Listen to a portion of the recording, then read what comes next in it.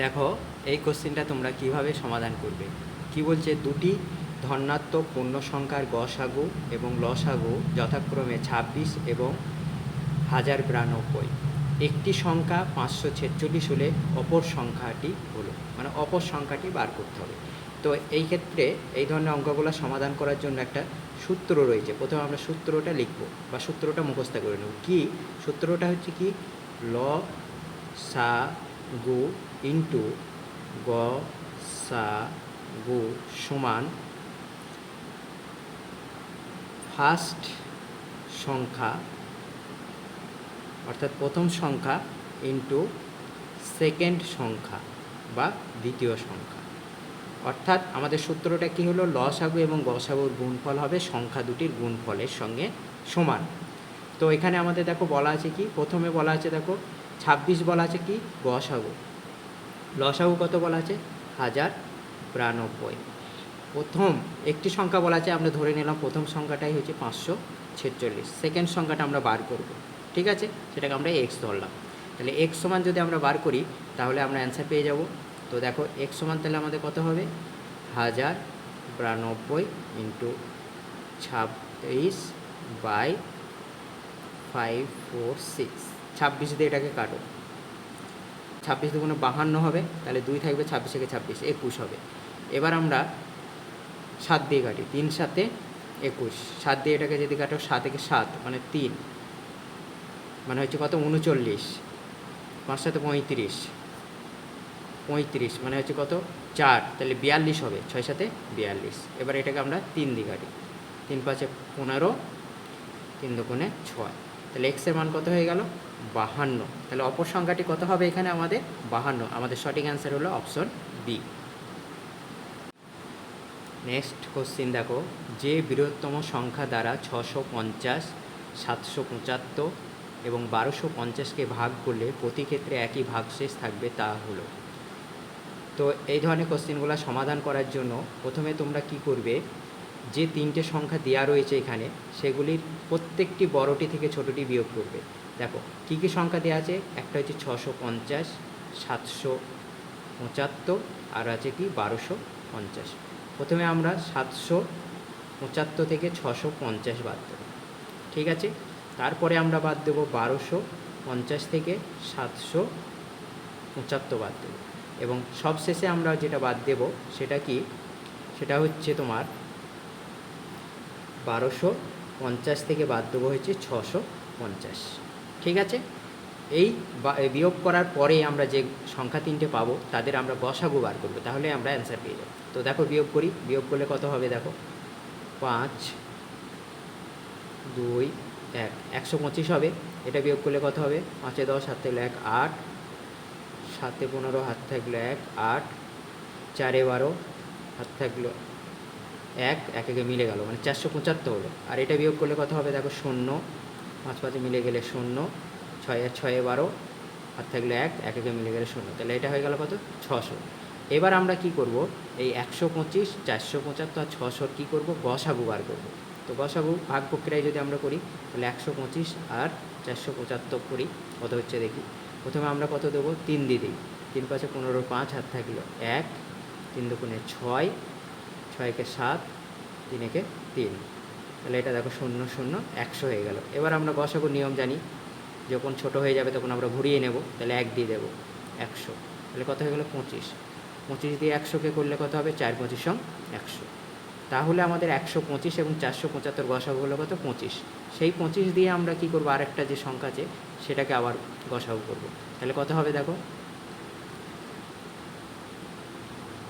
25 দুগুণে 50, 2 দিয়ে দিই প্রথমে 50, তার মানে কত হয়ে গেল 100, 4 25 100। তাহলে দেখো আমাদের 125, 475 এবং 600 গসাগু কত পেলাম আমরা, 25 পেলাম। তাহলে আমাদের এখানে সঠিক অ্যান্সার কত হবে 25, option C is the right answer. Next question দেখো কি বলছে, একটি আয়তক্ষেত্রের দৈর্ঘ্য প্রস্থের 3 গুণ এবং এর ক্ষেত্রফল 147 বর্গমিটার, তাহলে আয়তনের পরিসীমা হলো, মানে আয়তক্ষেত্র, এটা আয়তন হবে না, এটা হবে আয়তক্ষেত্র, আয়তক্ষেত্রের পরিসীমা কত। তো আমাদের আয়তক্ষেত্রের পরিসীমাটা বার করতে হবে। কি বলা আছে দেখো, প্রথমে আমাদের বলা আছে দৈর্ঘ্য প্রস্থের 3 গুণ। তাহলে আমরা দৈর্ঘ্যটাকে এল লিখি আর প্রস্থটাকে বি লিখেছি। কি বলা আছে, দৈর্ঘ্য হচ্ছে প্রস্থের 3 গুণ। আমরা ধরে নিলাম প্রস্থটা হচ্ছে এক্স, যেহেতু দৈর্ঘ্যটা প্রস্থের 3 গুণ, তাহলে দৈর্ঘ্য কত হবে, 3x হবে। এবার এর ক্ষেত্রফলটা দেওয়া আছে কত, 147। আয়তক্ষেত্রের ক্ষেত্রফলের ফর্মুলা কি, দৈর্ঘ্য ইন্টু প্রস্থ। দৈর্ঘ্য কত, 3x ইন্টু এক্স। এইটা সমান আমরা লিখতে পারি কত, 147। এবার দেখো তার মানে কত হয়ে গেল, 3x² সমান 147। x² সমান কত হবে, 147/3। 3 দিয়ে যদি ভাগ করি তাহলে কত হবে, 3 4 12, 3 9 27, 49 হচ্ছে x² মান। তাহলে x এর মান কত হবে, 7। তাহলে আমরা এখান থেকে কি বলতে পারি, দৈর্ঘ্যটা কত, 3 7 21, আর প্রস্থটা কত, x এর মানটা বসিয়ে দিয়েছি, 7 হয়ে গেল। ঠিক আছে, এবার আমাদের কি বলছে, পরিসীমা। আয়তক্ষেত্রের পরিসীমার ফর্মুলা কি, 2 ইন্টু দৈর্ঘ্য প্লাস প্রস্থ। এটা হচ্ছে আয়তক্ষেত্রের পরিসীমার ফর্মুলা। তাহলে আমরা এখানে মানগুলো বসিয়ে দেবো। দৈর্ঘ্য কত পেয়েছো, 21, এবং প্রস্থ কত পেয়েছো, 7। তাহলে এটা আমরা বসিয়ে দিয়েছি। এবার দেখো 2 ইন্টু 21 আর 7 যোগ করলে কত হবে, 28, আর 2 ইন্টু 28 মানে কত হবে, 56। তাহলে আমাদের সঠিক অ্যান্সার হয়ে গেল যে আয়তক্ষেত্রের পরিসীমা হচ্ছে 56 মিটার। তাহলে option B is the right answer. Next question দেখো কী রয়েছে, বলছে যে ক্ষুদ্রতম পূর্ণবর্গ সংখ্যা 20, 24, 30 দ্বারা বিভাজ্য তা হলো। নিচের যে অপশনগুলো রয়েছে সেই সংখ্যাগুলির মধ্যে কোনটি 20, 24 এবং 30 দ্বারা বিভাজ্য। তো প্রথমে আমরা কি করব, এই 20, 24 আর 30-এর এলসিএম বা লসাগু বার করব। তাহলে কত দিয়ে দেবো, প্রথমে 2 দিয়ে দিলাম, 10 দুগুণে 20, 12 দুগুণে 24, 15 দুগুণে 30। ফের আমরা 2 দিয়ে দিলাম, 5 দুগুণে 10, 6 দুগুণে 12, আর 15 থাকবে। এবার আমরা 5 দিয়ে দিই, 5 একে 5, 6, 5 তিনে 15। এবার আমরা 3 দিয়ে দিই, 1, 3 দুগুণে 6, 3 একে 3। তাহলে এলসিএমটা কত হবে দেখো, 3 দুগুণে 6, 5 6 30, 30 দুগুণে 60, 100, 60 দুগুণে 120। তাহলে এলসিএম কত হলো, 120। এবার আমাদের বলেছে কি, যে সংখ্যাটি 20, 24, 30 দ্বারা ভাগ করা যাবে সেটাকে 120 দ্বারাও ভাগ করা যাবে। এবার আমরা কি করব, অপশন টেস্ট করব। অপশন এতে দেখো কত রয়েছে, 225 রয়েছে, এটা 120 দিয়ে ভাগ করা যাবে না পুরোপুরি।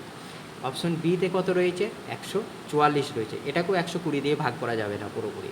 তাহলে সিতে কত রয়েছে, 324, 324কেও কিন্তু 120 দিয়ে পুরোপুরি ভাগ করা যাবে না। ডি অপশনে রয়েছে দেখো 3600, এটাকে আমরা কিন্তু 120 দিয়ে পুরোপুরি ভাগ করতে পারবো। দেখো 3 বারং 36, মানে 30 আসছে, পুরোপুরি ভাগ যাচ্ছে। তার মানে অপশন ডি হবে এখানে আমাদের সঠিক অ্যান্সার। নেক্সট কোশ্চিন দেখো কি রয়েছে, 78 লিটার মিশ্রণে স্পিরিট ও জলের অনুপাত হয়েছে 7:6। মিশ্রণে কিছু পরিমাণ জল দেওয়ায় পূর্বের অনুপাত ব্যস্ত অনুপাত হয়। যুক্ত জলের পরিমাণ হলো, মানে কতটা জল এখানে মেশানো হয়েছে। তো দেখো প্রথমে আমাদের কাছে যে মিশ্রণটা ছিল সেটা কত লিটারের, 78 লিটার। কিসের মিশ্রণ ছিল, স্পিরিট ছিল, আর কি ছিল, জল। কী অনুপাতে ছিল, অনুপাতটা ছিল 7:6। তাহলে স্পিরিট কত ছিল এই 78 লিটারের মধ্যে, সেটা আমরা যে বার করবো কি, স্পিরিটের আনুপাতিক ভাগহার দিয়ে 78কে গুণ করব। আনুপাতিক ভাগহার কত হবে, 7/13। তাহলে গুণ করলে দেখো কত হবে, 6 13 78, 42 লিটার।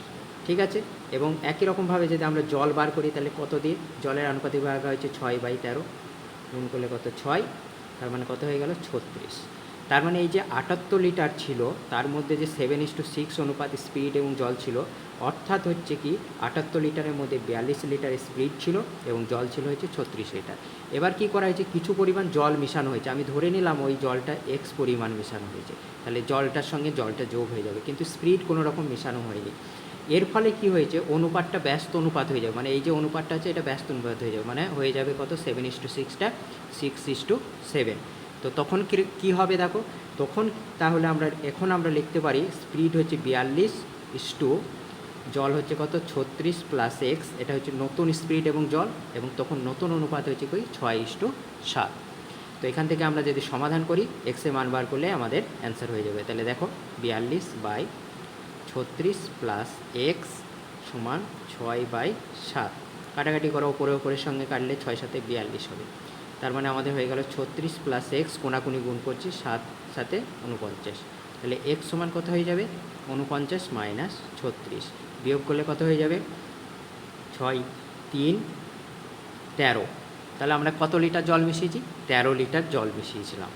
ঠিক আছে, তো আমাদের সঠিক অ্যান্সার হয়ে গেল অপশন সি।